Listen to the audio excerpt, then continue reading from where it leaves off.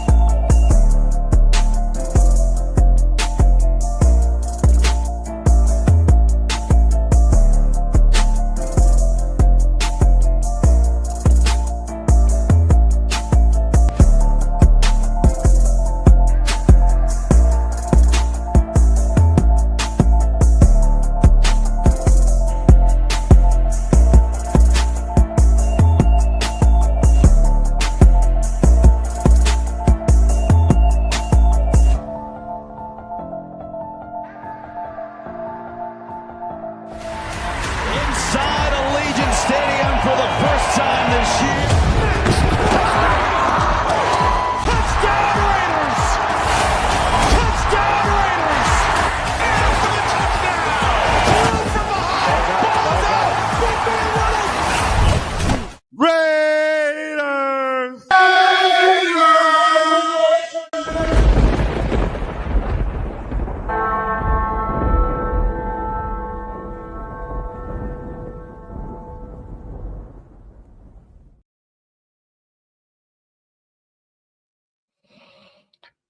What is the deal, nation? Salute, salute, everyone. Happy Monday. It is another episode of Raiders Unfiltered. I'm your host. I'm Jay Raider. Appreciate everyone pulling up with me on this Monday afternoon, Monday night, wherever you guys be at. Whether you guys on the way home, you guys are at the crib, you guys stuck at work, you guys heading to work. That's some fucked up shit, but I feel you. Appreciate everyone tapping in and pulling up.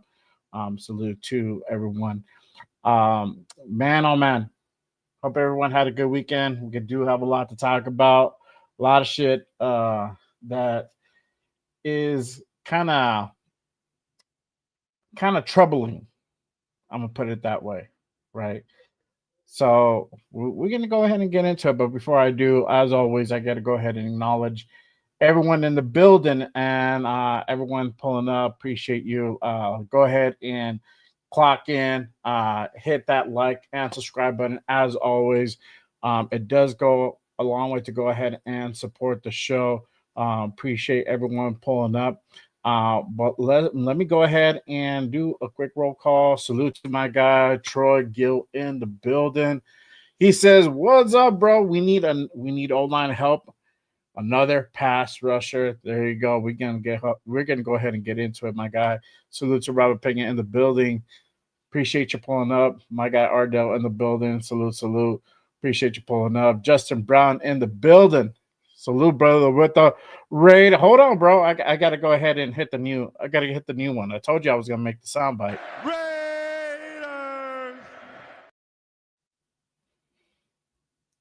I got two. I got two.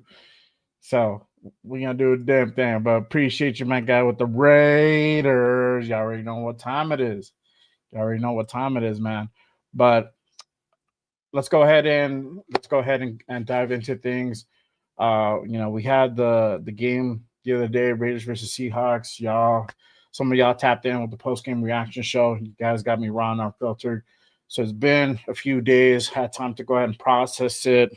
Looked at a little bit of a game review on this actual game, and got to see a couple things probably that I probably may have missed during the game. It's a little bit hard sometimes to go ahead and look at everything, but going back and looking at the film, it does help out. So obviously, I think Troy said it best. O-line needs help, um, but they look flat, and that is partly because of that O-line. It was hard to go ahead and get the run game established. There was a lot of pressure to the quarterback. That is for damn sure. We're going to go ahead and get into the topic of quarterback really, really soon.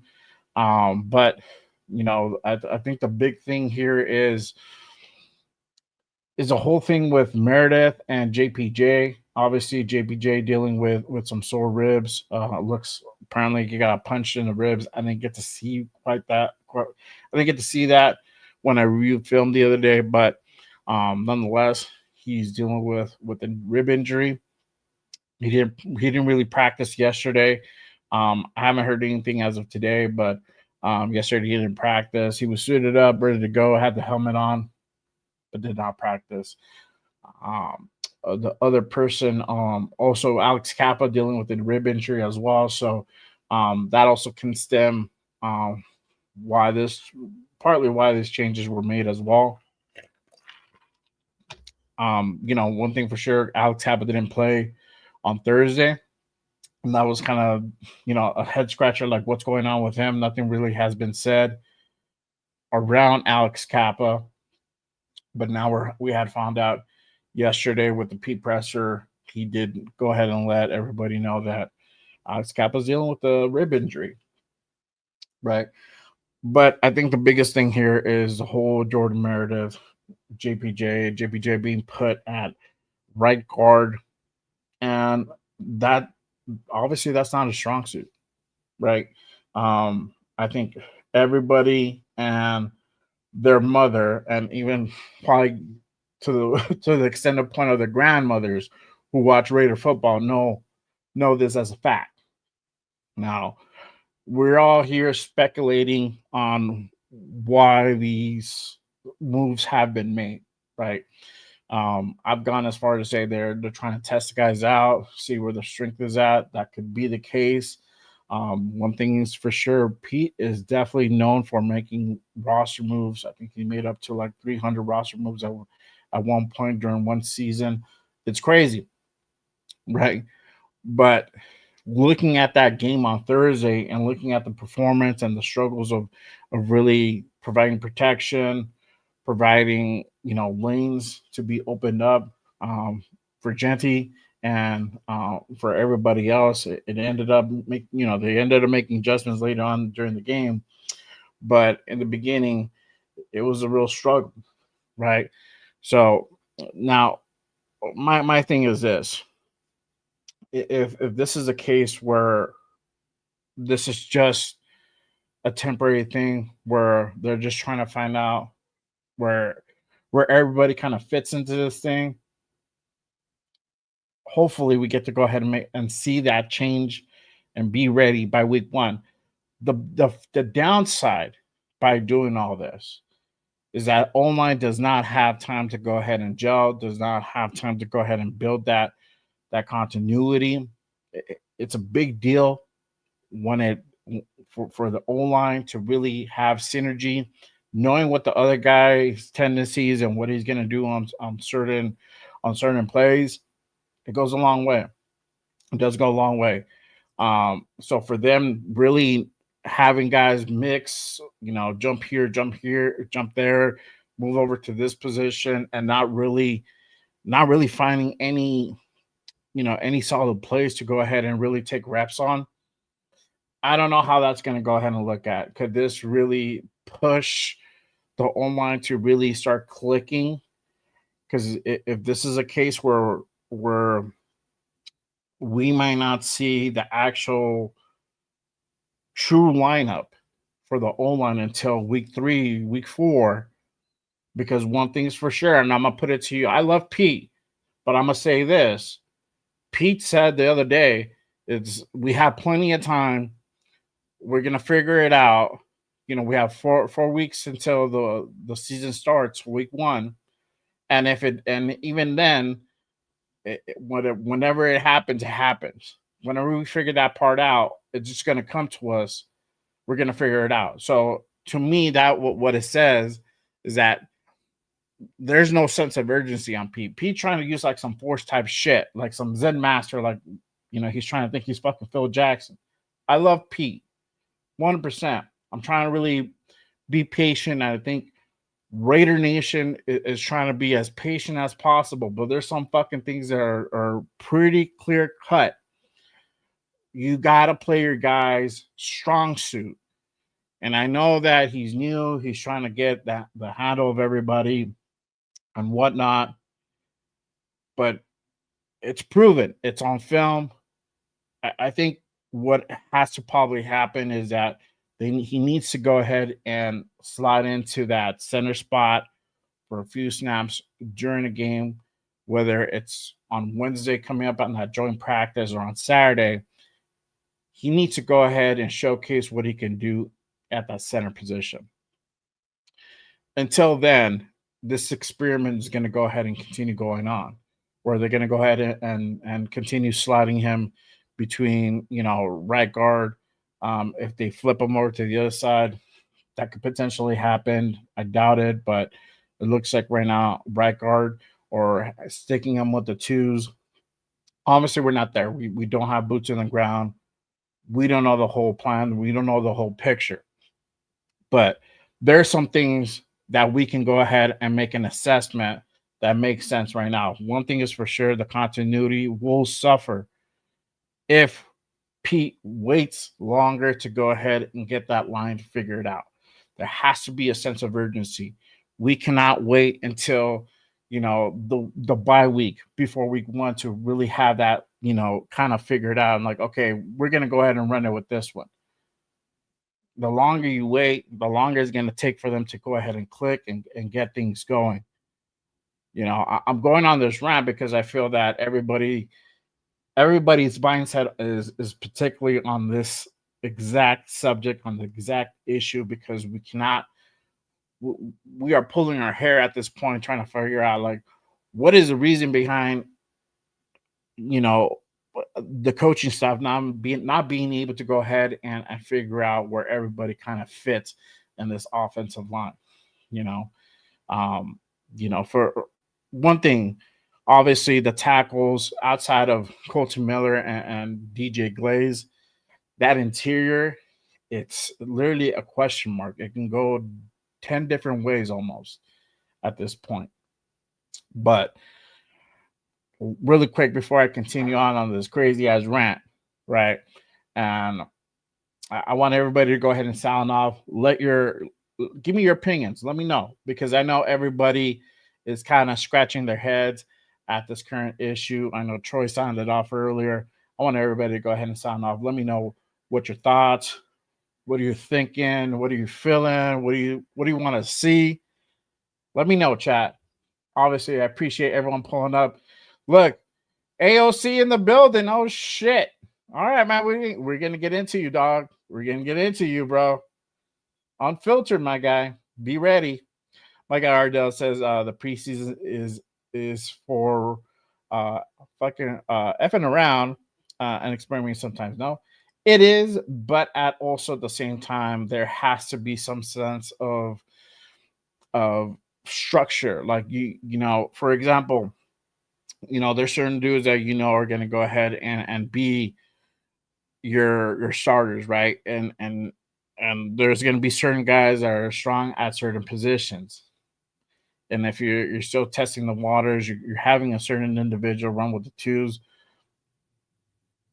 Those are question marks that we're kind of like, what's going on? And I'm not trying to go ahead and put shit out there and start like really a rumor, but these are certain things that are happening that are making my head scratch, like my head itch, and I'm like, what the fuck is going on? Like, what is the deal? What is the deal? Why are we not getting more of a more secure lineup? That's my thing here. Shout out to my guy Bueno in the building. Salute, brother. One of the mods here at Just Raiders. One of my members. Appreciate you pulling up if you want to be like Bueno. and become a member, hit that link that's pinned up top. It does really go a long way to go ahead and keep the lights on here at Just Raiders for sure. Shout out to my guy Jack in the building. Salute to you, brother. Appreciate you pulling up. Let's see here. My guy Bueno says, I wonder if coaching was banking on some of the rookies stepping up in the O-line. That's another thing for sure. We saw the play from Caleb Rogers on Thursday. Wasn't all that great. Wasn't great. Definitely needs work. I expected more from him. I didn't expect him to be as, giving us that type of play. Maybe it's just the first game jitters, and it could definitely be a tribute to that. But hopefully we do see that turned around in that scrimmage game on Wednesday, and then Saturday, same thing as well, because they are going to be out there. So hopefully we see a better performance from the rookies.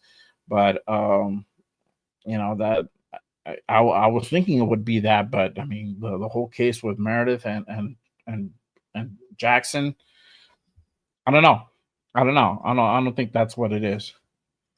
Let's see here. Our O-line looks small compared to Sid. Yep, it did. It looked a little bit small. Yep, for sure.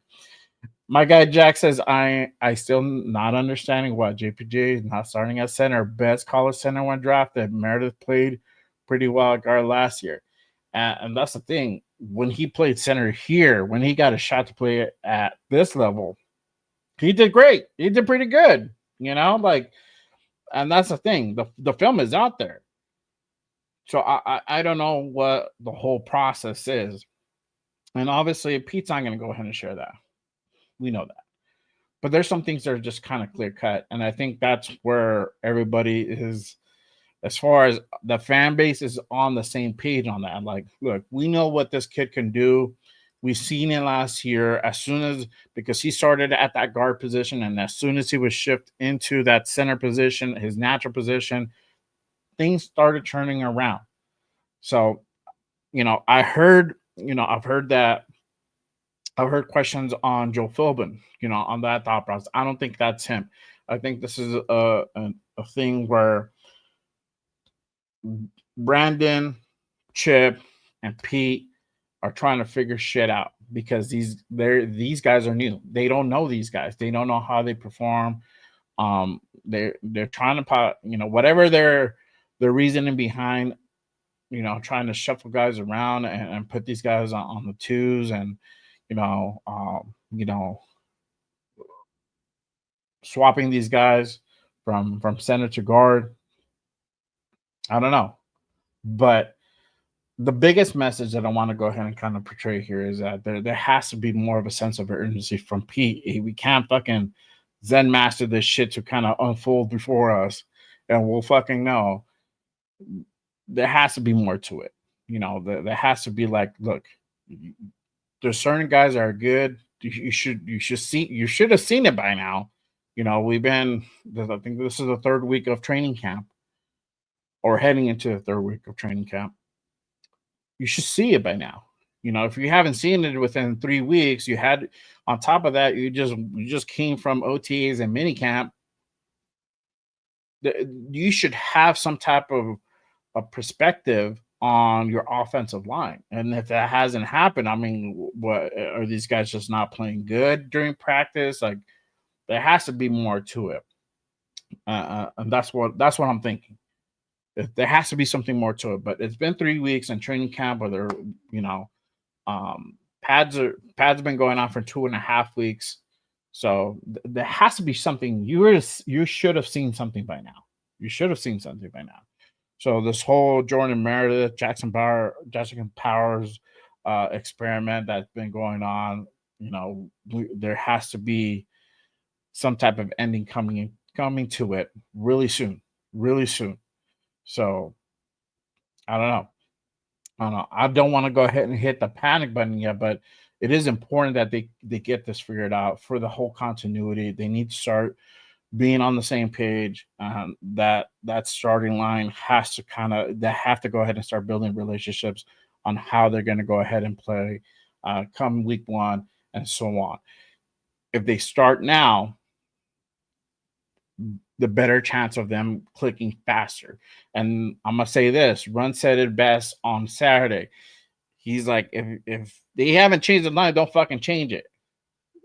For the reason being, the time that it's gonna take for them to gel. If they've been running this way for a while, it's hard to go ahead and change it and have the new group gel. It's super important when it comes to offensive line. So I don't know. Let's see here. Raider D says, homie, let's be honest, they ain't trying to figure anything out. They're in panic mode. They're being cheap. Fucked around, find out. I definitely do not think that, bro. They are not in panic mode. They are disappointed in the type of play. I could tell because of Pete's face right after that game. Monday was not any better. I'm paying attention to his mannerism, his tone, and all that. He was very short, very business, and that's great. But you have to figure this out. This is his words, not mine, bro. It's just that's what he's saying. He's like, we're trying, we're still testing guys out to see where they fit, and the whole O line is gonna come to us. We got plenty of time and all that. To me, honestly, that's just you don't have that sense of urgency. You don't want to rush it, but at the same time, too, you got to keep in mind this is also important for them to go ahead and start building that relationship, that continuity, start working with each other, because you're gonna have those ones running with each other, and they have to be the guy next to your right, to your left, has to know what the other guy is gonna do. It's super important. That's how you build a really good offensive line, for sure. Shout out to my guy, We the People in the building. Salute to you, brother. Appreciate you pulling up. Let's see here. Salute to Stevie in the building. What do you do, my guy? He says JPJ needs to go back to center 100%. And this is the thing, guys. I mean, you guys are all saying this shit. You guys are right there with me. It has to go back to center. This is my thing, right? This is my overreaction for this particular issue, right? If we wait, if he waits, which is Pete, if he waits to go ahead and make this move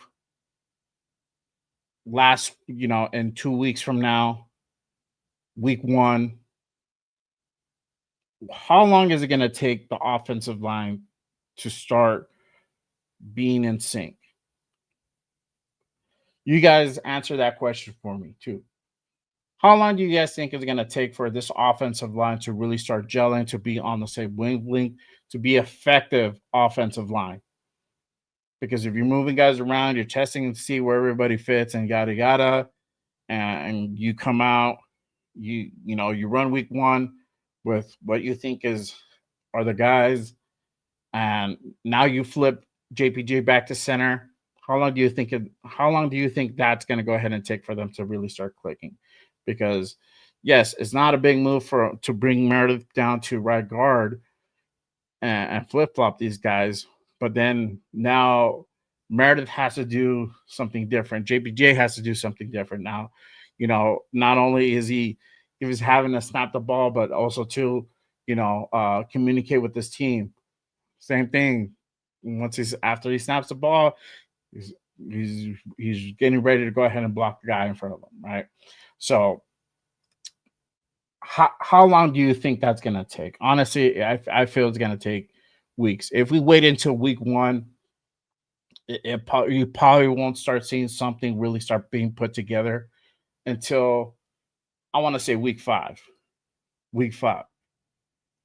And who do we have week 5? I think it's the Titans week 5, because week 3 it's Commanders. I think it's the Bears for week 4, and I think week 5 is Tennessee, and then week 6 we go to Casey comes to town.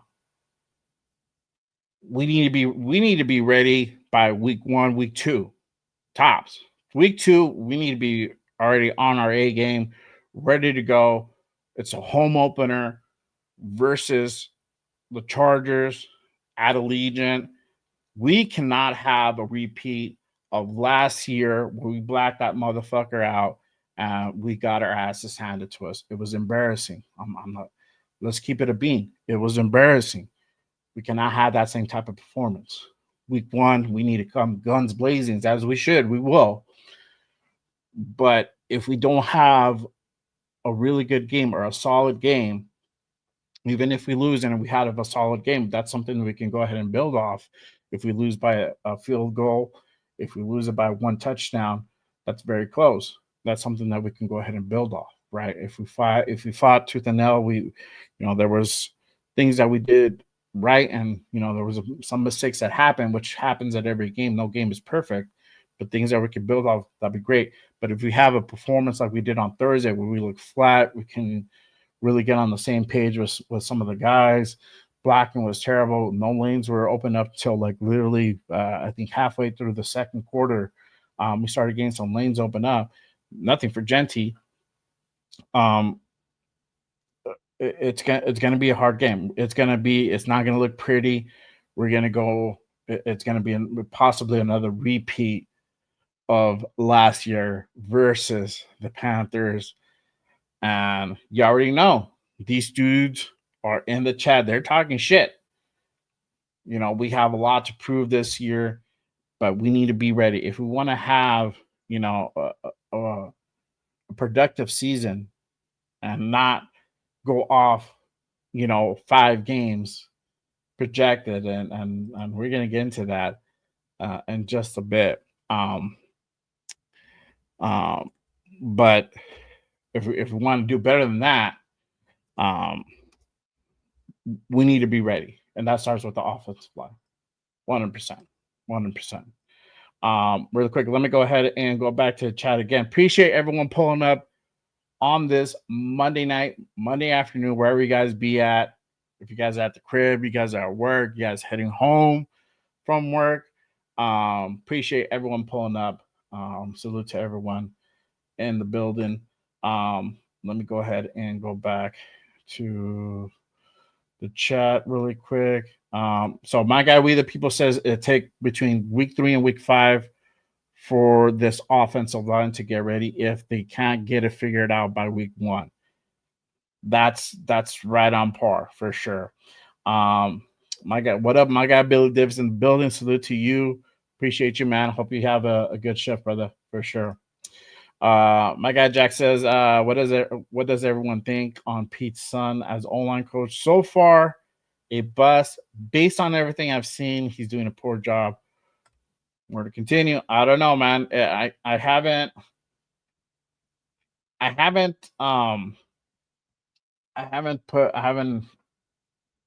made my decision on him yet. I'm still trying to fill him out. It's preseason, but as of right now, with all this shit, it's not looking good. It's not looking good for sure. Let's see here. Shout out to my guy Jeff in the building. What to do, my guy? Appreciate you pulling up. Salute. Jeff is like, we don't fix shit. The pad's gonna roll on us 100%. And I say this is a thing. With my guy Jeff being former offensive line, I highly value his opinion on when it comes to this shit. Because if we can't get this figured out, it's not gonna be good. It's not gonna be good, guys. We're gonna have a repeat of last year. Last year was pretty bad. Imagine this year having a repeat where we literally win one more game than we did last year. That'll be terrible. That'll be terrible for sure. I'm trying to find this team win projection here. Because I'm gonna go ahead and get into it in just a bit. Hang on 1 second, guys. All right. But they have us putting at 5-12 for this 2025 season. I think it's here. I think Jeff sent it. Hang on. I'll look for it right now. But yeah, I don't know. We'll see. Ashton Genty, he's been getting a little bit of criticism. I mean, again, you can't fault this guy for having a performance where he had negative 1 yard. He had no blocking. Guy had no blocking.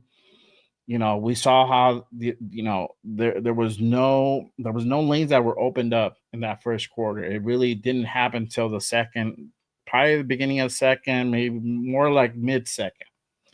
So I don't know. I need to see more from Genty. I need to see better blocking, a better performance from the O line where I can go ahead and start making um that assessment and really start getting on Genty.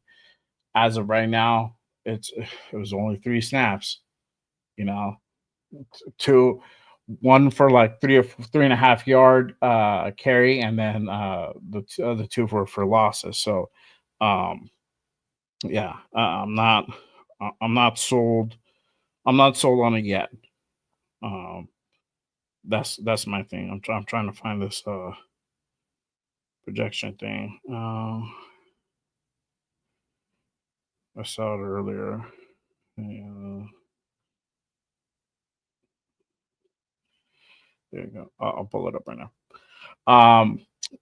But yeah, I'm not sold on. I'm not sold on it yet. I need to see way more from Gentry for sure. Let's see here. Raider D says, I don't know where you don't agree. We are trash, can't tackle again, and our online D line worse. Because again, this is preseason. There's time to make adjustments, brother. There's time to make adjustments. Um, you know, it's not there. That's why you have preseason to figure shit out. I don't think they're in a panic mode yet, but the whole shifting of this offensive line, it's not a good thing. You should have a sense of who you got, which guys are strong, which guys are not, which guys you want to kind of see more of, and which guys is like, look, these are my guys. These are gonna, it's gonna be JPG at center. This guy is gonna be playing guard. This guy's gonna be playing left guard. These are the tackles. One thing's for sure, the tackles are set. I don't think there's any competition there. Charles Grant played good, yeah, but he still needs work. He still needs work. On the flip side, on the D line, there has to be more adjustments. Obviously, with the whole Max and Coons and Adam Butler, they're not going to give you a full 100 on the first game. It's preseason. They got a series out. They wanted to go ahead and get some work in, get some game time reps. That's what it is. But everybody who's not Max Crosby, who's not Malcolm Coons and Adam Butler, there's definitely needs some more adjustment. There's definitely need some more pressure. And this is the thing. Also, too, these guys are going to run a vanilla offensive defense. They're not going to go ahead and give away their hand. That's for sure. That's what we're going to continue to see. You got to look at the gameplay and gameplay aspect, not as much as the play calling aspect, because they're not going to go ahead and run the shit that they're A plus or their top tier shit. They're gonna go ahead and really run a vanilla to go ahead and just be out there competing and playing, but to a certain extent. We're not gonna really see that until week 1. That's it. For sure. 100%. Jack says Pete needs to put his son on the timeout. Maybe, bro. Maybe he needs to. I think he needs to definitely step in. I think he definitely needs to step in and have more of a voice. I think it might be a situation where it's just he might be giving him more of the reins, and Pete's just kind of letting Chip and him kind of figure that part out. It might be like, you know what, you need to kind of step in and put a little bit more pressure on these guys to kind of get that part figured out.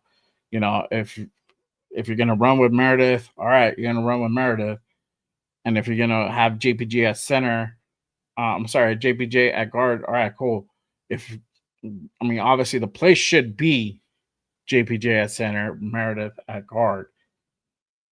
I don't know. I don't know what's the deal. I don't know what the thought process, and we probably won't know until later on, for sure. Salute to my guy Paul in the building with the hold on, dog. Let me do it the right way. Raiders! Yes, sir. Yes, sir. All right. Let's see here.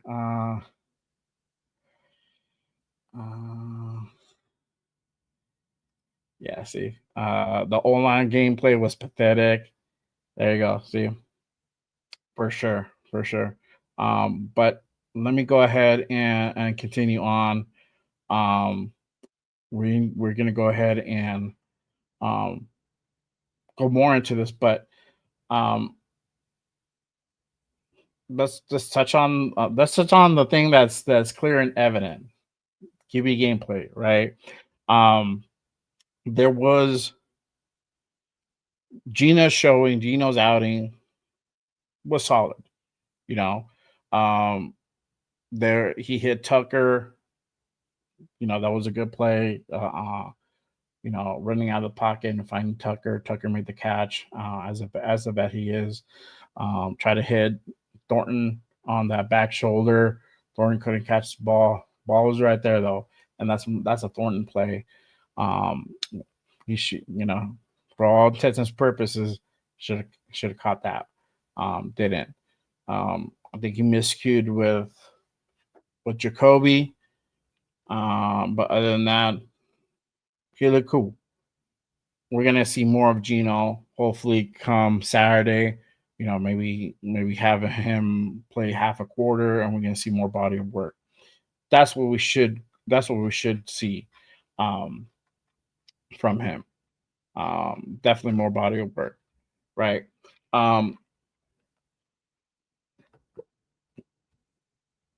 Dante Thornton, he had some successes, but those are the things that he definitely would need to go ahead and clean up before the start of the season, for sure. And it's definitely something that could be fixed, um,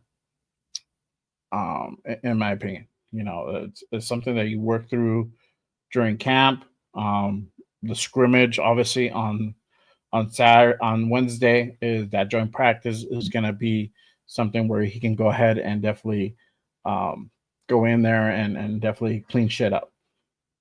100%. 100%. But AOC did not look good, y'all.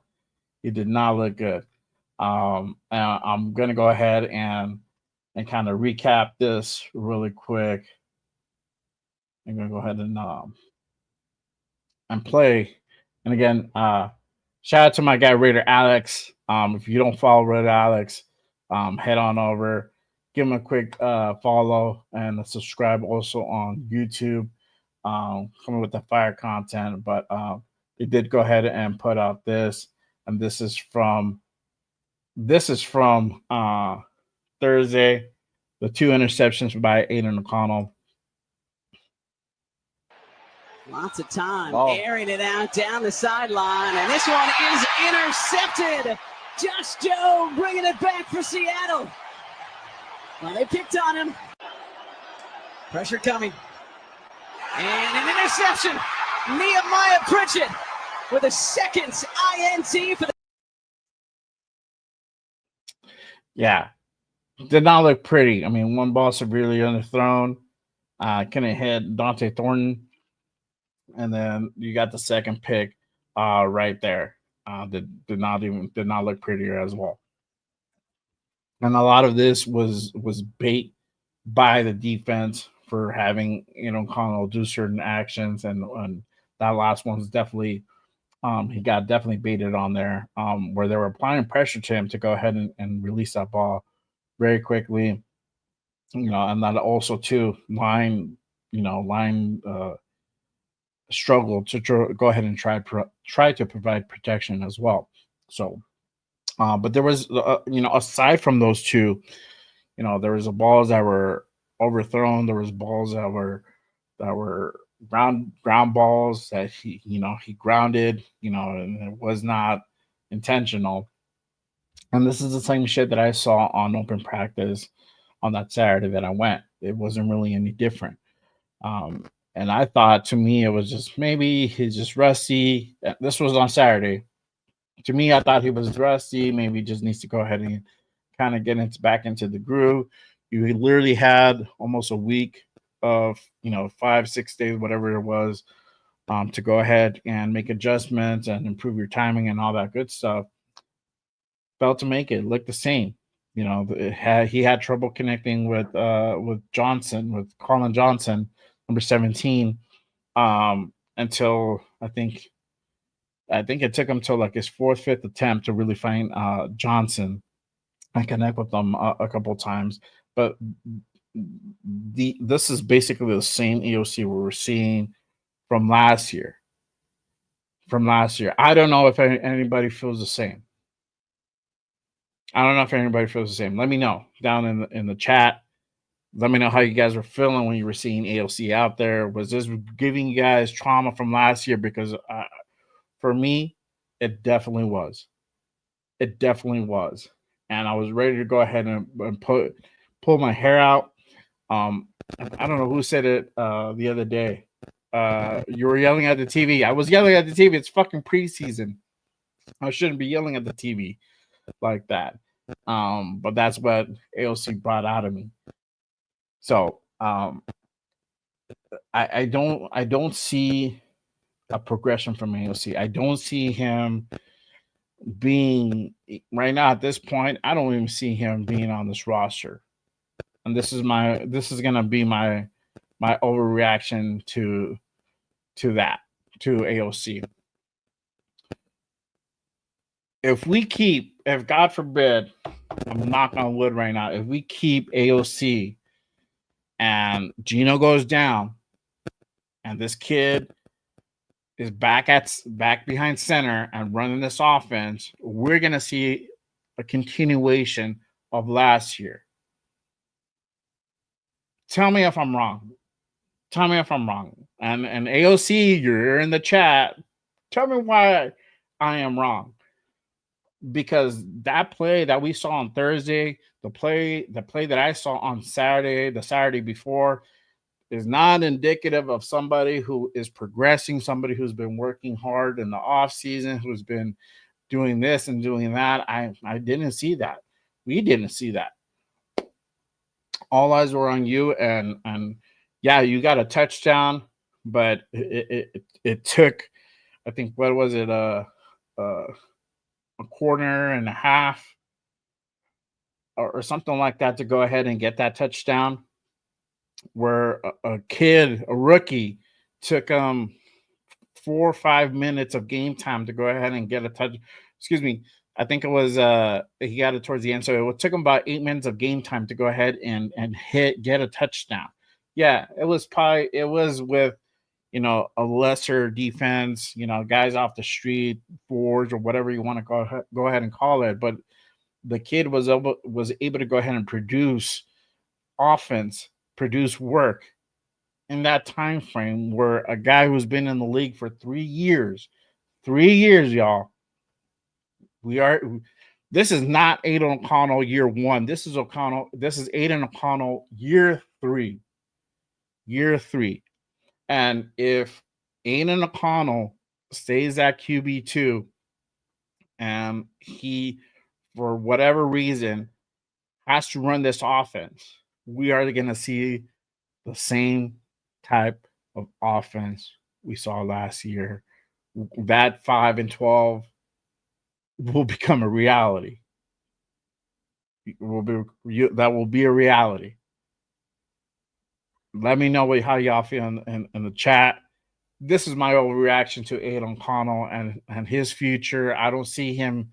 I honestly do not see him here as a Raider in 2026. He can potentially be on the bubble now to go. He is definitely on the bubble now to go ahead and lose QB2 position to a rookie. That could definitely happen. 100%. Pete is all about competition. He is not afraid to go ahead and put a rookie move him up to, to the backup, or even put him in a prime position to go ahead and be the starting quarterback. It will not happen with Cam Miller, but what would happen is that Cam Miller could be that quarterback too. He can definitely go ahead and slide into that. What do y'all think? Let me know. This is my overreaction to Aiden O'Connell's future. I don't see him here 2026. I've heard rumors of him potentially being traded for fucking what? I don't know what you would get out of Aiden O'Connell, to be honest with you, unless there's a really quarterback needy team out there that would offer a 7th round pick or some type of compensation, for him, and it would not be next year. It'll probably be a 2027 7th round pick for this kid, the way he's been playing. I don't know. I don't see it. The only way you can trade Aiden O'Connell is if you package him up with a different player, and then you make that move. But I don't even see that happening. It's either he stays with the team, which most likely will happen because he's on a cheap contract. He's still on a rookie deal, or he gets cut. Let me go ahead and hit up the chat again. Appreciate everyone pulling up with me on this Monday afternoon, wherever you guys be at, because it's still Monday afternoon in the West Coast. And if you're in Hawaii, damn, it's even earlier and shit. But if you're on the East Coast, like my guy Jeff, it is definitely Monday night. It is 9 p.m. over there. So appreciate everyone pulling up with me. Salute. Let's see here. Let me go here.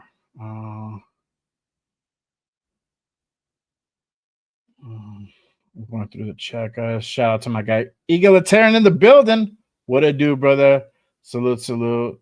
Let's see.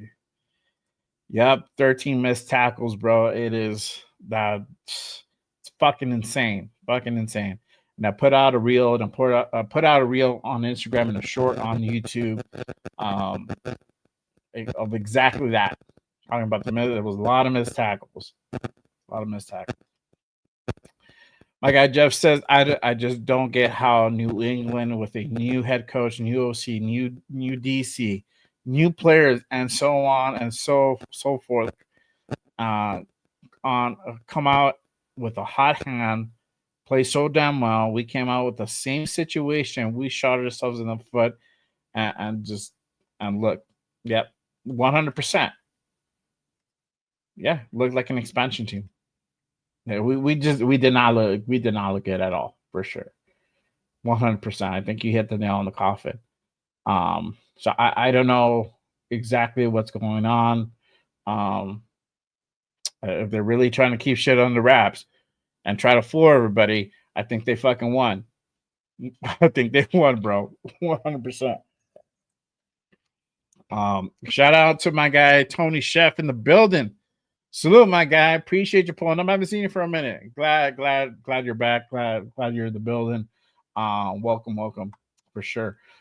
Stevie says it's barely second week of preseason. It's too soon to really be calling anything out. Will be good. You know what?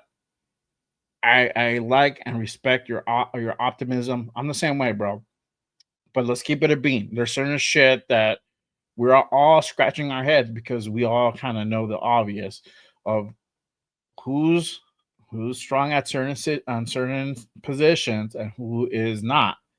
It's not to say that Jordan Meredith is not good at center. That's not what I'm saying. What I'm saying is that JBJ is just stronger at that position. And I've heard that this kind of happened last year too with AP. It took a minute, but I think that was more. When I heard that, I think that was more. What's his name? I already forgot his name. Getsy.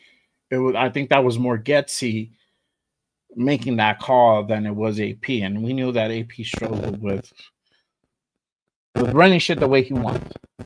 But I think that was more Luke Getsy's call, where he was running JBJ at guard instead of center as soon as he left, and Joe Philbin came in, he made that, and the Turners took over. They made that adjustment, and we saw there was a turnaround in performance by the team. The team started looking better, and I think you have the answer there. You've seen the performance, so having revert back to that same position, to having him revert back to a guard position, I don't know.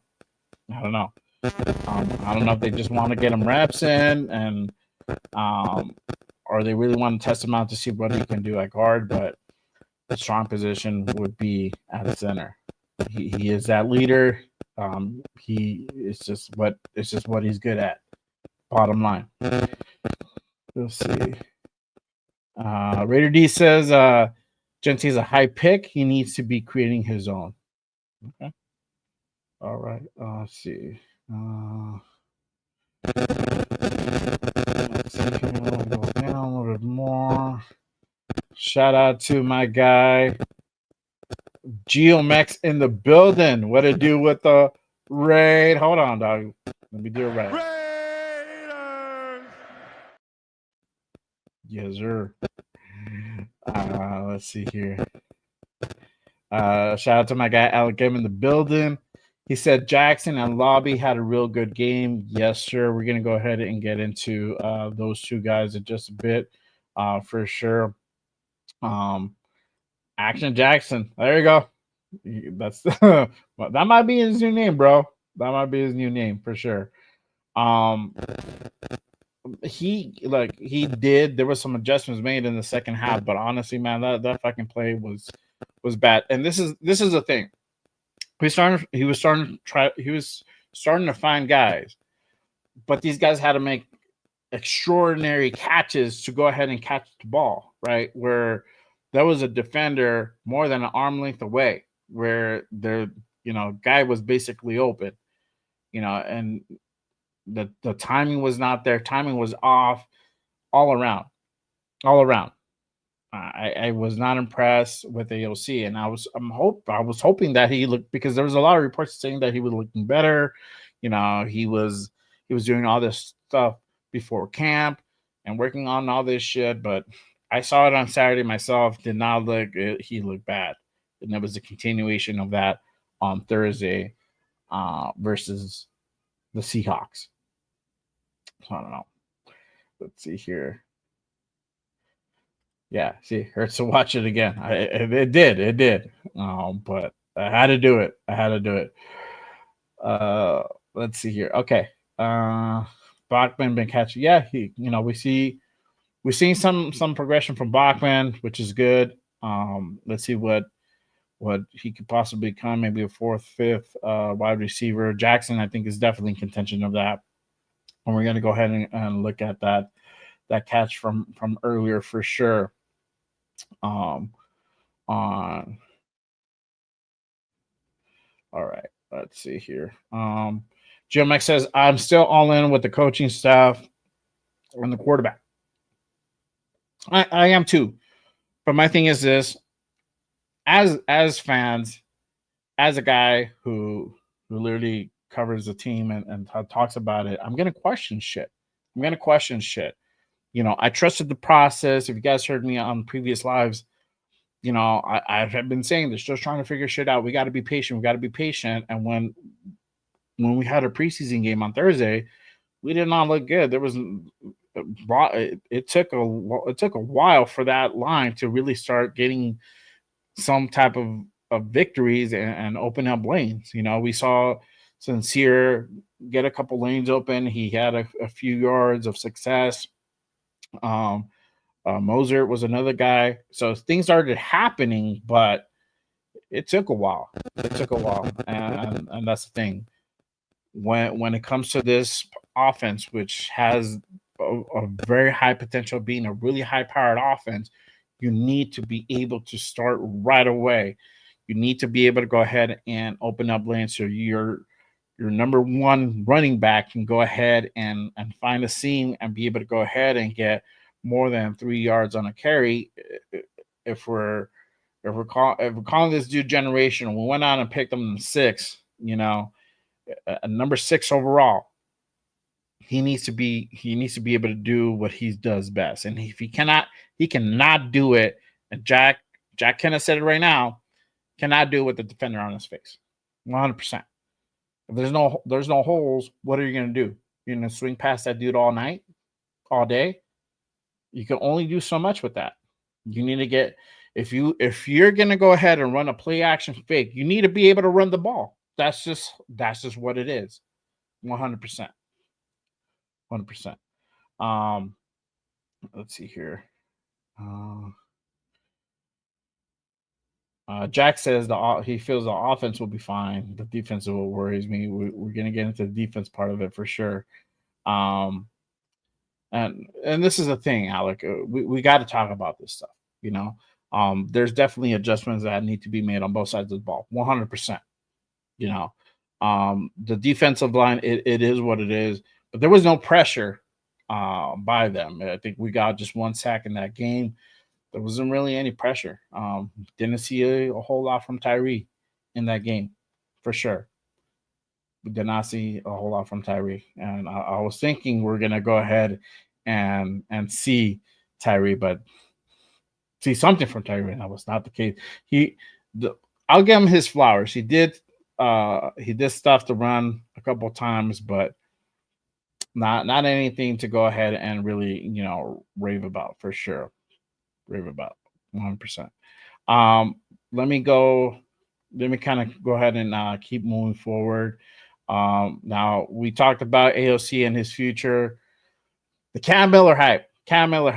So obviously kid had a pretty solid performance on Thursday, coming in about 9.5 minutes in the fourth, and was able to go ahead and put some things together and be able to go ahead and produce some offense, touchdown, and potentially the game-winning field goal, getting driving down the field and getting the team in position to go ahead and hit a 55. But I think the talk really was him, was Cam and Cedric Jackson linking up and really, looking good. But let's go ahead and take a look on that touchdown from Cam Miller to Cedric Jackson. Let me go ahead and put that up. All right, here we go. Here's it out down the right sideline, and Cedric Jackson is wide. Right there. It's a double move. It's a slugger. We call it a slant and go. Gets behind the coverage. Touchdown. All right. So y'all see it there, double move with the pump fake. That pump fake really sold it. And he found Jackson for 6 in the end zone. It was pretty. It wasn't this elaborate thing. Just something kind of, basic double move, but they sold it. Kid looked good. Yes, it was with like the 4s and guys off the street trying to make the roster, but you will still be able to go ahead and drive down the field and put things together, go ahead and get the score, and really put us in contention to win the game. And I'm glad that we're talking about it now. But one thing is for sure, we need to pump the brakes a little bit on him before we start falling in love with this guy, and that's one thing about us is that we hold on one second. Can you hear me good? Bueno, can you guys hear me good? Said it was picking up some static. Let me know. One thing's for sure, we're quick to go ahead and fall in love with these quarterbacks, with these guys, and we don't know what they are yet. And one thing is that we need to see more of Cam Miller. We need to have him be tested more with better competition, better defensive guys, to really see that if he could still go ahead and thrive with better competition, with better defenders, and different situations, right? Before we really start, putting this guy on a pedestal, on a mantle, and say this guy is going to be the future of our team. We don't know yet. We don't know what he is. We don't know what he is. But one thing is for sure, the kid has talent. The kid has talent. The kid has composure. He was able to go ahead and really really drive down the field for sure. So I want to see what more Cam Miller brings to the table. Hopefully, we get to see more of him on Saturday. Hopefully, he has a good amount of time on Wednesday with the joint practice, and he's able to go ahead and put on either a continuation of the same performance or even a better performance than what he did on Thursday. It could definitely happen, but he needs more time. So I just want to put it out there. You know, it's great that we have this kid. Obviously, was picked in the 6th round. This guy was picked specifically by Tom Brady. But pump the brakes. Pump the brakes. He needs more time, more competition, more different scenarios to see what he can actually do, what he can actually bring to the table. But this QB2 position, I feel it's wide open now. It's wide open, and anybody can potentially slide into that spot. Hey, appreciate you pulling up, my guy. Salute to you. Thanks for tapping in. As always, appreciate you, my guy. Let's see here. Malo says, salute to Malo in the building. He says, I'm not worried after one game. Cool. I know it's preseason, but the thing here is that there's certain adjustments that have to be made. We did not look good we did not look good at all. And I just want to make sure that we start seeing some type of adjustments towards bettering the team in this upcoming game. And I'm pretty sure we will. But the whole situation with AOC, with the offensive line, with the D line, these are issues that we don't have an answer for yet. And we probably won't see an answer until maybe after the next game versus the Cardinals after next week. It might come down to that. Let's see here. I'm gonna go up a little bit. I know Tony had put some stuff out there, and I'll pull up his questions really quick. Let's see here. All right.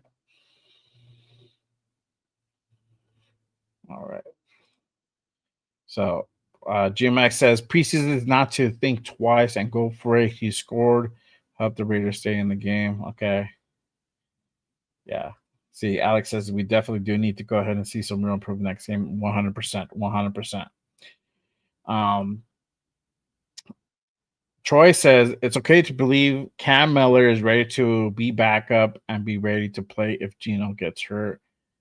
I don't want to go there yet, bro. I want to go ahead and see if he's gonna be behind Geno no matter what, whether it's a QB2 or QB3. He's not gonna go to the practice squad. I think they're gonna carry 3 quarterbacks this season. I know last year we only carried 2, and they had Carter Bradley on practice. I don't think that's going to be the case this year. They're probably going to have somebody else running at practice squad. It's not going to be Cam Miller. No way. Kid has too much potential. And he was basically almost handpicked by Brady. So, yeah. Let's see here.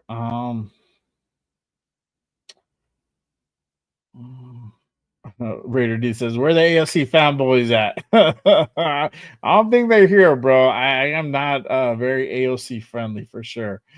What a do, Rafa in the building. Salute to you, bro. Again, happy belated birthday. It was his birthday the other day. Make sure you guys give Rafa a happy birthday in the chat for sure. Let's see here. Jack says the only thing I can defend AFC 12 is on 3 different head coaches and 4+ offensive coordinators. Okay, this is my thing, bro. I don't know if you went to the open practice on that Saturday, but you know, Gino is with the new offensive coordinator. He looks way fucking better. There's levels to this shit. There is levels to this shit. And running with the excuse of having this guy run with all these coaches and whatnot. If you have the talent, you have the talent. Not a coach has nothing to do with your timing, has nothing to do with your movement, your decision making. No, that's a player, bro. And this is the same AOC we've seen for the last couple of years. I'm not seeing anything different, bro, for sure. Gio says, if Geno Smith goes down, I trust AOC to take the Raiders on an 80-yard drive in the fourth quarter with 2-minute drill. No to Miller. I do not agree, bro. And it is not, I like Cam, and I want AOC to succeed. This is not just me like fucking talking shit, bashing him, even though I am. But it's from what I've seen. This is keep it a bean. I'm saying it from shit that I saw with my own eyes. He was having difficulty connecting with Bash. Bash could catch the fucking ball. You put it to him and some remote, like within a window of him being able to catch the ball, like an arm, like a little bit more than an arm length, he's gonna be able to make that catch. You know, he was having issues trying to hit him. He was having issues, I think, hitting Brock on that game, on that scrimmage game on that Saturday open practice. These are things that I'm seeing, And then looking at the game on Thursday, which just to me, it was just a continuation of that game. So, going up against a real competitive team, he's not going to be able to do that, dog. He is not. It is. He struggled in the past with that. So I don't know. Raider Dad says, "Bro, would you trade AOC to the Saints since Saints they need a QB?" Well, they have Tyler Shaw, right? And I think they have some. They have Spencer Rattler, and I don't know who else. I don't know if they would take him, bro. And what would we get for him? Nothing. Like a 7th round pick in 2028, 2029. I don't know. That's the thing. How are you going to move him? I think if you're going to make a trade, you trade him with another player to be able to go ahead and offload the guy, or you cut him. He's not super expensive. The cap hit is not going to be a whole lot if you cut him, and he's coming towards next year is going to be his final year on his rookie, so you can cut him if you don't want to go ahead and keep him on the team, and you want somebody else to be to fill in that spot. So I don't know. Tony said, can't expect Cam to be ready to be number 2 yet. Aiden will be the backup for the season. I think he has validity to that statement. For sure. If Aiden doesn't get moved, it is because of the experience part, because he's been here for 2 years. He knows the guys. He has some continuity, but we just saw on Thursday that don't mean shit. But I think to me, QB2 position is wide open. It could be either one of those two guys to be in that spot. We don't know. I think we'll find out at the end of next week. So after that Cardinal game, which I'll be at. If you guys are going, let me know. Definitely would love to go ahead and link up with you guys for sure. Defensive line linebackers not named Jamal need to do better tackling. 100%. 42 Jones out. That dude did not play good. Played terrible. It was horrible. Shout out to my guy Malo. Appreciate you pulling up, my guy. Let's see here. let me go ahead and continue on. Again, D-line struggles. Outside of Max Crosby, Malcolm Kuntz, and Adam Butler, the defensive line struggled. We didn't see a whole lot from Lalu. There was some flashes from Tonka Hemingway. He had an okay game. Definitely would love to go ahead and see more of Tonka. We went Booker. Thomas Booker was really good. Had a pretty good performance. But everybody else there was no pressure until towards the end of the game. And I think that's his name, Maae, was the one who got the sack. But there was really no pressure on the quarterback. And that's a little bit cause for concern because this line is dependent on applying pressure on the quarterback. That Trenches needs to go ahead and perform. So, but obviously, and I'll say this: Max, Malcolm, and Adam, they weren't going to give 100% in that game. They probably gave 100% in certain like certain reps or whatever, but for that series, they just went out there to get some work. You don't want to give that 100% and potentially get injured in preseason, right? They're out there getting work. So I feel that once week 1 comes around, you're going to see that D-line really start heading. But question is, who's going to go ahead and fill in that vacancy next to Adam Butler? Booker has a really good shot. I feel to potentially be that guy.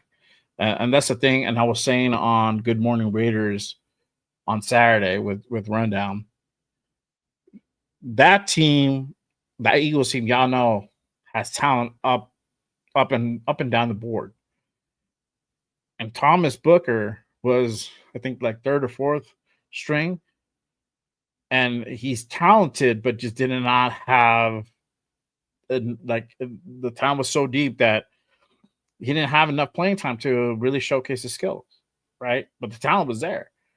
So when they made that trade and Pete went out and got him, and having seen some of the work on Thursday, that trade is looking better and better, right? So he could potentially be that guy in that starting position. Tonka could be the guy also. He has a good shot. Let's talk about Tyree. Didn't see a whole lot from Tyree. Yeah, I think he stuffed a run or two, but when he's lining up at edge, nothing really. I think I saw him getting double team at one point. And every time I seen him really bull rushing, I really didn't see anything spectacular from Tyree. Same thing with Charles Snowden. Didn't really see a whole lot from him. So Trenches, this definitely has to be some adjustments.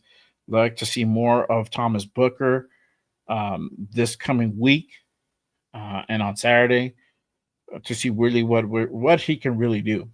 And he might be the guy, but we'll see, right? There's still some things to be determined. Secondary played solid. Outside of Jamal Adams, there was missed tackles, but from the beginning, I'm talking about like early on, first quarter, Isaiah Palmau with that big interception. Blue Kelly was another guy who played well. And he's been on the team for quite a while. So glad to see him putting up a pretty good performance.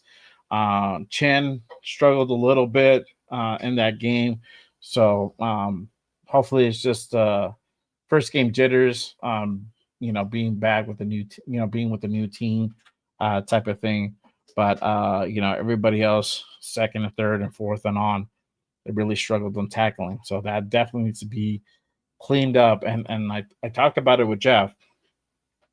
And I don't know if it was because these guys were so used to training camp where they're only going like 80%.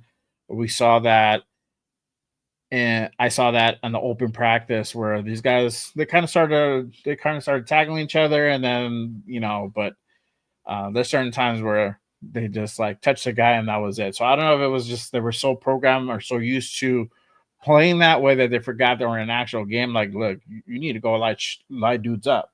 You can go tackle these dudes, wrap them up. I think they kind of forgot about that. So hopefully, because I know one thing for sure, with Pete, that shit don't fly. So I know he was definitely not happy about that. So hopefully those adjustments are made when we see that in the joint practice. Um, but we really start seeing that on Saturday where the adjustments are made and we start seeing way better tackling from guys in the secondary, because that's one thing to go ahead and take away, that they were having issues tackling for sure. But Jamal Adams, man, Jesus Christ, I'm glad we got that guy. This is his natural position, in my opinion. Obviously, they try to play him safety in other teams, but he's a shorter guy, not as quick, as other safeties out there. But I think they really found his spot, and has been really flourishing, and definitely a guy who's going to definitely make this roster come the end of this month. So, I want to see what he does in season. The biggest thing here, I think, is making sure he stays healthy. That's it. There's really for him to really stay healthy, and I would like to see him not play as much because we already know what he can do. This might be a thing where he can go ahead and get dialed back now, and really preserve him come that week 1, week 2, the start of the season. Because I think we've seen all we need to see. I think the jury's out on Jamal Adams, and he looks pretty good. Shout out to my guy Chewy in the building. Appreciate you pulling up. Salute, my guy. What to do? But yeah, we'll see what happens with Jamal Adams. But I think for me, I'm sold on him. E-Rob, same thing. Guy can light shit up. Jermaine Pratt. I think those 3 guys being there with Devin White, I think we'd be all right on there for sure. Secondary, like I said, Isaiah Palmer, amazing, solid play from him. Jeremy Chin struggled a little bit, so we'll see if he can go ahead and make some adjustments. Blue Kelly had a solid performance. He played pretty well, and but everybody else kind of struggled a little bit. Darren Porter played well as well. So, but everybody who's second and stringing on, they struggled, and especially with those tackles and whatnot. So, definitely would like to go ahead and see more improvement, more adjustments from that defense and that secondary for sure. Let me go here really quick. Let's see. Go to the chat really quick. Geomax says maybe Joe Philbin gets promoted again to run the online as he did last year. Could be, bro. You never know. It could definitely pan out that way, my guy, for sure. Let's see.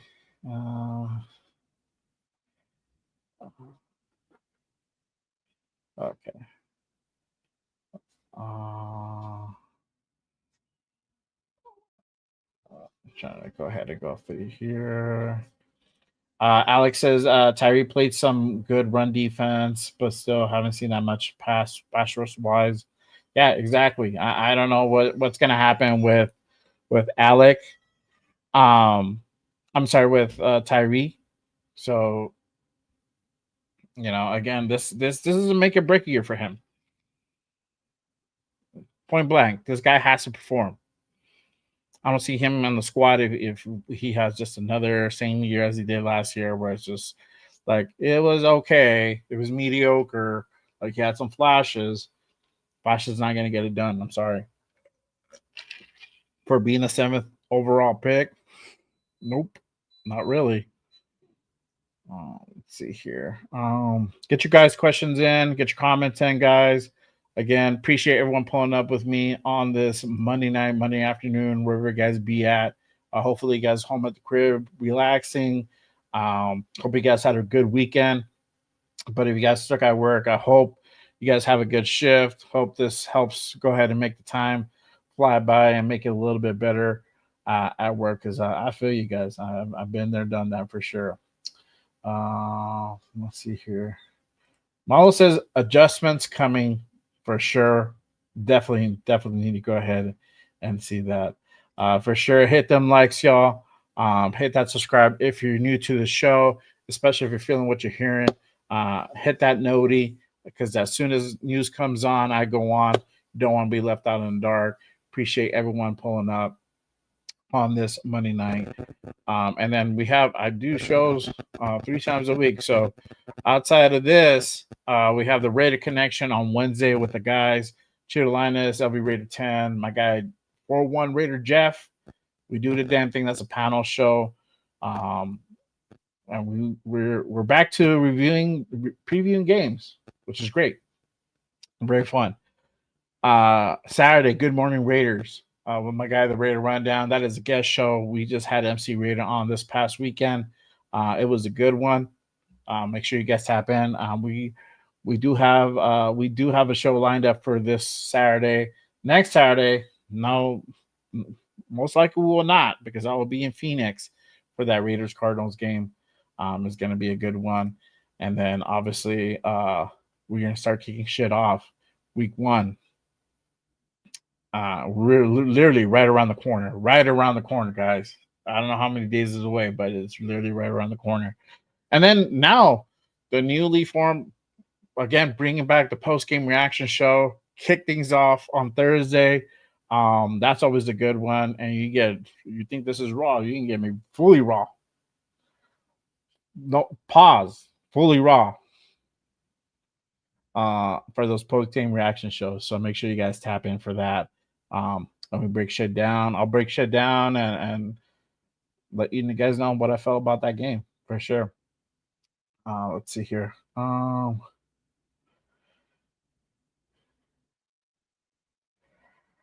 Let me go through my chat. Let's see here. All right. Okay. Sorry guys, I'm just going through the chat here. Okay. Alex says Bronco CBs and safety is still scary. Yeah, we'll see. I mean, it definitely cause for concern. But you definitely got to keep your toes up. But I think we can find success for sure with those guys. 100%. 100%. I don't know, bro. Yeah, that's what you look. That's what you looked the other day when you went on the post game. I don't know. I was like, what's going on here, bro? It ain't that type of show. Not that type of show, my guy. For sure. Oh man. Let's see here. Who you asking out on a date? Better not be me, bro. I'm taking, my guy. I'm taking. But again, appreciate you guys pulling up. Really quick, there has been some roster moves. There has been some acquisitions and some releases. So let me go ahead and put that up real quick before we start getting to wrap things up. All right, there you go. All right, so today we had the Raiders waive K'Wan Baker, and they signed Marcus Callaway to the squad. Let's see here. I think I had him. Oh, I thought it saved. I guess it didn't. Okay.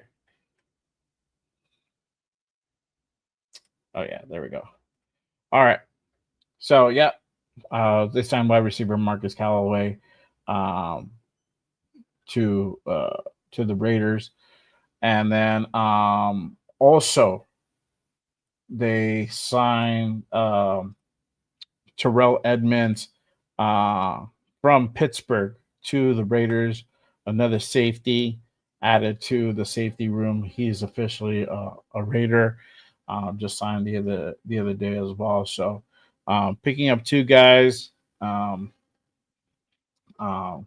within the last few days, which is cool.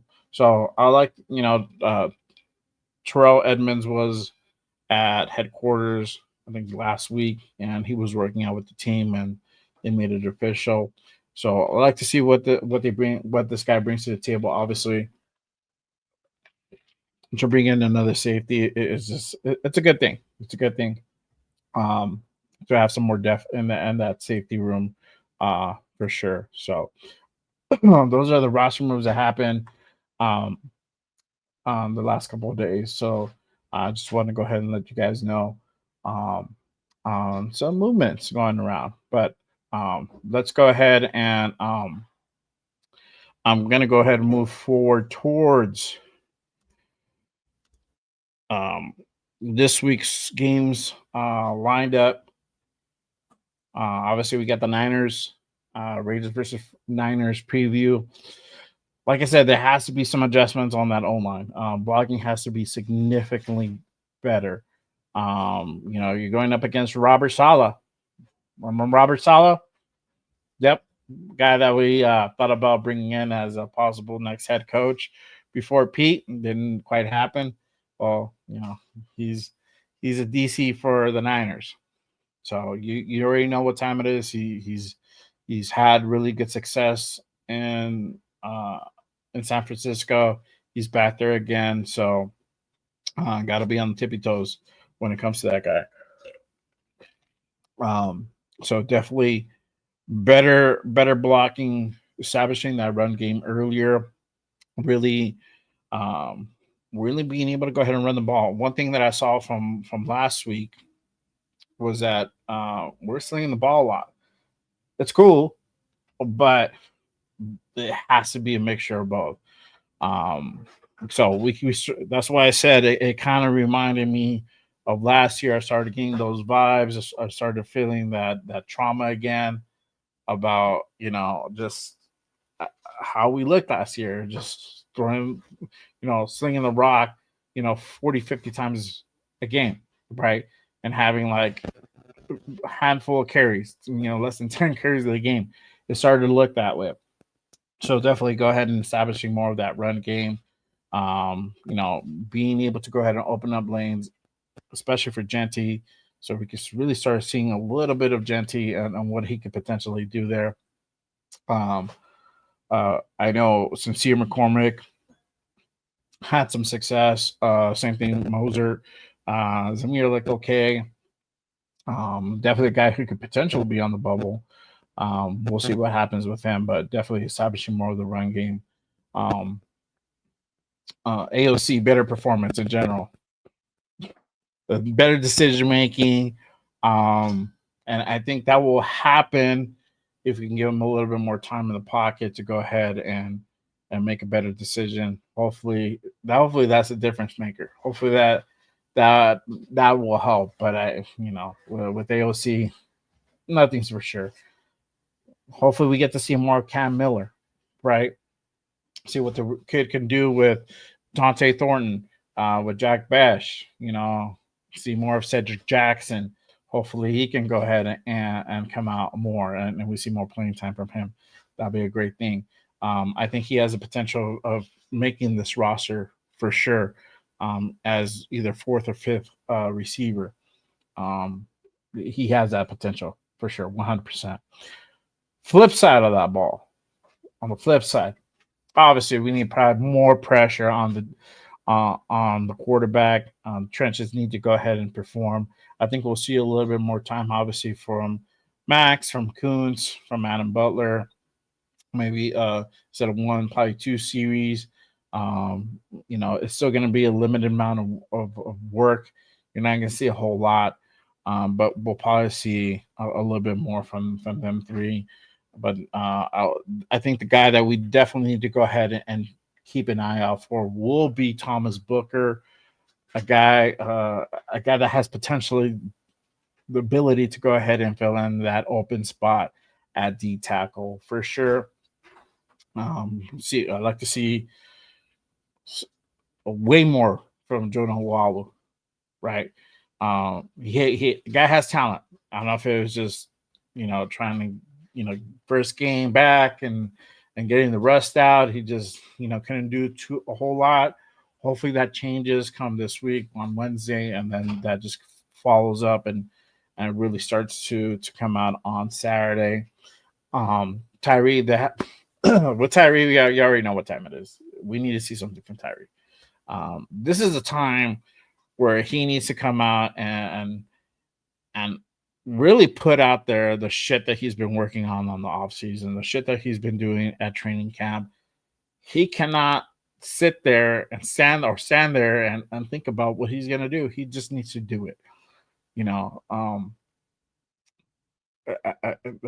think it's just him getting his own way sometimes. But if he really wants to find success, he just needs to go ahead and let it rip. These are the games that you do this shit in. You want to go ahead and practice. You want to go ahead and showcase your swim move. Fuck it, do it. It's okay if you do it for a play. You just gotta commit to it. You gotta know beforehand. Hey, this is what I'm gonna do. You shouldn't be thinking about what you're gonna do when you're standing ready to go ahead and line up. He just needs to go ahead and get it done. Hopefully we get to see more of Tonka. So waiting for JJ Pegues to kind of progress and do his thing. Secondary. We know what Eric Stokes, Porter can go ahead and bring. Not too worried about that. Going to be looking out for everybody else that comes in. Hopefully Jeremy Chen can go ahead and turn it around and have a better game that he did last week. Isaiah Plumau, guy's a stud. For sure. 100%. Appreciate you, Gio. Have a good evening, brother. Hopefully we get to see more of Jamal. Hopefully we get to see more of Jamal because I love how that dude plays, but at the same time too, I don't want to see more of him because I don't want this dude to get injured. Jermaine Pratt, E-Rob, Landon Roberts, and those guys are all good. Devin White, I think, needs a little bit more work. So having him get some more rep in will be all the better for sure. But definitely there has to be more pressure on the quarterback this game coming up for us to be able to go ahead and control the other side of the ball and control the game better and not give up all these big plays. So that's one thing. And I think that led a lot to the mistackling. It was that we really weren't able to go ahead and control the line of scrimmage. And that's definitely what we need to go ahead and do 100%. So hopefully we get to see that turned around this next game and those adjustments are made. And we'll see how this JPJ at guard continues to play out. I don't know. I really do hope we get to go ahead and see more of that. But I really do. I really think this is going to be another close game. I've said it before. These games are going to be won and lost within a matter of a few points. It's not going to be a blowout. It's not going to be, a one-sided game or anything like that. I mean, it started looking like that on Thursday, and then we put some plays together, a couple touchdowns, and then we're back in it and potentially almost stole it at the end, right? So, we'll see what happens, but I definitely do want to see better improvement, whether it's a win or a loss. Obviously, still want them to win, but at the end of the day, I just want to see a better performance from our team. I definitely do.